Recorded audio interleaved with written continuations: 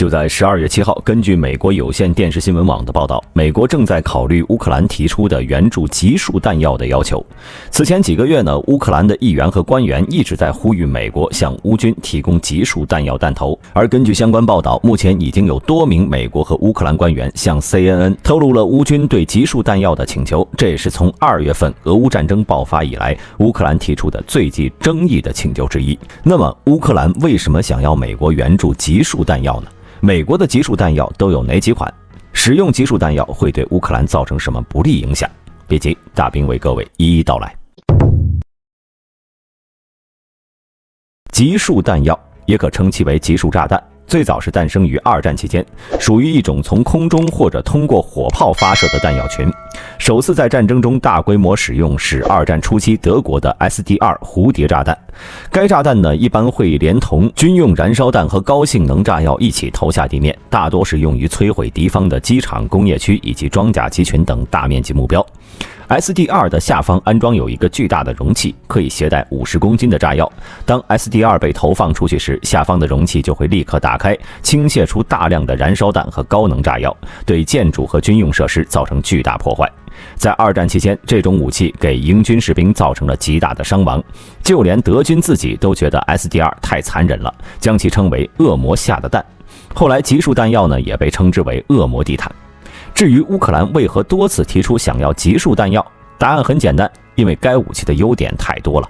其一，夸张的杀伤范围。集束炸弹作为一种传统的填充式武器，是由 N 多个像网球大小的小型子炸弹集合而成的一个大型母炸弹，又被称为子母炸弹，是现今众多军事强国最强大的武器之一。在引爆之后呢，会产生强大的冲击波，随之而来的是无数碎片，杀伤力非常恐怖。一轮齐射能使得60万平方米的土地寸草不生。体内的数百枚小型炸弹便会如大雨一般散落下来，在爆炸瞬间，这些裂开的子炸弹就会变成数千个分散到4处的弹片，凭借着爆炸带来的动能，有着极为强大的杀伤力。目标在一阵恍惚中就被崩成了筛子。在如此密集恐怖的打击之下呢，几乎没有生还的可能。其实乌军本身也是装备有集束弹药的，比如 BM-27 和 BM-30 远程火箭炮。尽管这种火箭弹的战斗部并非集束战斗部，但是在引爆后依然能释放18万颗钨合金钢珠，可以轻松摧毁步兵战车在内的多种目标。其中 BM-30 可以由海马斯火箭炮发射，不过这类弹药乌军的库存并不多。其二，密集接触区域优秀的作战效果。在现今的城市作战中，由于城区的密集性和复杂性，极大地影响了所要实现和避免的效果，目标也是变化多样。从摧毁小型建筑物到不伤害到友邻部队、非战斗人员以及基础设施的情况下，消灭民宅中的敌方目标等等。以往的战争经验表明，在超过90%的城市作战中呢，友邻部队和敌人相互之间都非常靠近，弹药的误差。虽然冷战时期各国比较注重武器的爆炸威力、碎片数量、燃烧能力以及杀伤面积，这些能力呢，对于大规模常规战争是有用的。但是标准弹药产生的附带毁伤其实并不适合城市作战环境。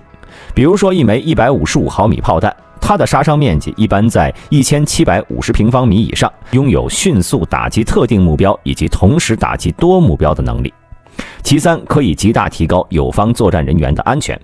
此外呢，在占领区域与分散隐蔽的敌人作战时，人工清除的伤亡往往很大。现在只需要扔几个集束弹药过去，就能让4处躲藏的敌人尸骨无存。其四，集束弹药的多功能性。目前依照集束方式的不同，集束弹药是分为了2类，一种是捆扎式的，也就是将多颗小炸弹按一定排列捆在一起，然后挂在机翼或者机身下方；另一种是弹箱式的，也就是把许多小炸弹装在一个弹箱里。该弹箱呢又分2种，一种是一次使用的弹箱，从飞机上投下后降到一定高度，在空爆装药的作用下解体，抛洒出子炸弹；另一种是重复使用的弹箱，也就是不投下，子炸弹从弹箱中抛出，飞机返航后可以在弹箱中重新装弹。此外呢，由于构成集束弹药的子炸弹用途不同，按照作用呢也分成了以下几种：一、杀伤性集束弹药，使用高爆装药，通过冲击波和破片杀伤软目标，也能与燃烧弹组合在一起，增强纵火效果。比如美国的 CBU-87、CBU-107，前苏联的 RBK-500、AO-2.5 ATM， 以及法国的贝鲁加 BLG-66 等等。2、反装甲集束弹药，子弹内有空心聚能装药、自断破片等反装甲战斗部，可以从顶部击穿坦克和装甲车辆，比如美国的 CBU-97、英国的 BL-755 等等。他们呢便使用了聚能装药或者爆破成型穿甲子炸弹。3、反跑道布雷集束弹药，比如英国的 GP233 型反跑道炸弹，就是用于攻击跑道的机载布散器，其内部呢是由215颗 HB876 压制小地雷和30颗 SG357 反跑道小炸弹组成，可以高效地破坏跑道。小地雷还能阻止和延迟敌人修复跑道。在1982年的英阿马岛之战中呢，英国就使用 GP233 摧毁了马岛上的机场跑道，有效阻止了阿根廷空军使用机场。另外，1991年的海湾战争中 ，GP233 也曾经大量破坏伊拉克机场，使伊空军有机不能用。里面装有202枚 BLU-114B 型子炸弹，内装的是石墨细丝，在其飘到了高压电线和变电站上时呢，便会引起电线短路，切断输电系统。在战争初期，美军使用的 CBU-94B 石墨炸弹曾中断了塞尔维亚70%的电力供应。此外，还有从飞机上散发传单的，比如2003年的伊拉克战争中，美军轰炸机就曾经向伊军一个步兵团投掷了150枚 CBU-107 集束炸弹。这种新型炸弹里面没有炸药，而是装满了350个14英寸、1000个7英寸以及2400个2英寸，共计3750个金属小件。顿时呢，步兵团上空是下起了漫天箭雨，伤亡惨重，许多装甲车被彻底摧毁，1000多人当场阵亡。由于没有爆炸物，对周边区域的附带伤害也不大。旁边看见这幅景象的伊军呢，士气迅速瓦解，一个照面就死伤上千，这仗还怎么打？2小时之后，1万多伊军投降，美军是不战而胜。此外，集束炸弹还有2点好处，其一呢，便是能在无制导的情况下最大程度的杀伤目标；其二便是这种弹药十分省钱。一枚炸弹的造价普遍在1万到12万美元之间，但是产生的破坏力却极其惊人，是一种消费比较高的武器。正是因为集束炸弹有这么多优点，才让乌克兰一直想着让美国援助。毕竟呢，一旦使用该弹药，乌军就能以最小的代价、最短的时间，迅速收复俄军占领的其他地区。那么说了这么多，美国的集束弹药都有哪些呢？说到美军的集束弹药，那种类可就太多了。这里大兵是着重介绍一下乌军能够发射的。其一 ，M270 和 M142 弹药。在早期呢，美国为了强化 M270 的杀伤威力，在弹药的研发方面是下了很大功夫。早期版本当中呢 ，M270 配置的是 M26 战术火箭，该火箭属于自旋稳定的非制导火箭弹，极限射程约32公里。为了能够让其发挥最大威力，美军还在 M26 内部装填了644枚 M77 子弹药，也就是大家平常所说的集束炸弹。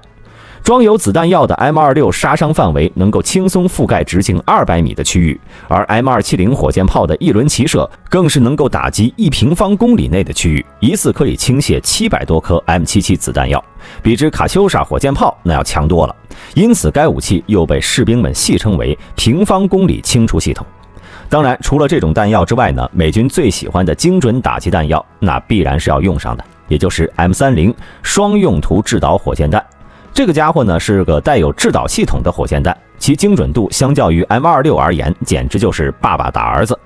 该火箭弹呢有着2种配置，分别是90公斤的高爆弹头以及内置的404枚 M85 子弹药。其制导是采用了 GPS、INS 导航，进而实现了精准的点面式打击能力，有着远超60公里的有效打击范围。而且除了这款弹药之外呢，鹰将还开发出了一个相对人道的版本，那就是 M30A1 火箭弹。它将内部的 M85 子弹药换成了钨制破片，可以大幅减少在打击目标区域内未爆炸的集束弹药。以上2种弹药，海马斯也能发射。其二 ，CBU-105型集束炸弹。CBU-105是 CBU-97的改进型号，增加了封修功能，有点类似于 GDAM， 是一款可以攻击坦克和装甲车集群的炸弹。该炸弹配置有减速用的降落伞，内含有10枚采用计算机控制、雷达制导的子弹药，能够攻击一定范围内的装甲目标，可以由乌空军改装后的苏27战机来挂载。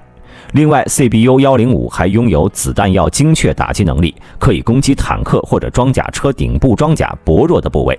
能够重创俄军装甲集群，是现今非常先进的空射坦克杀手，能够大幅提升乌空军对地攻击能力，削弱俄军装甲部队的优势。不过呢，该炸弹有个缺点，那就是只能通过 CCRP 模式投放，不能通过 CCIP 模式投放。那么说了这么多集束弹药的优点，我们再来看看，一旦使用该弹药会对乌克兰有什么不利的影响。说到这里啊，就不得不提一下集束弹药的最大缺陷，那就是其子弹药有概率遗留。举个例子，在2006年的黎巴嫩战争中，以色列一共向黎巴嫩发射了大约16万发炮弹，其中20%都是威力巨大的集束弹药。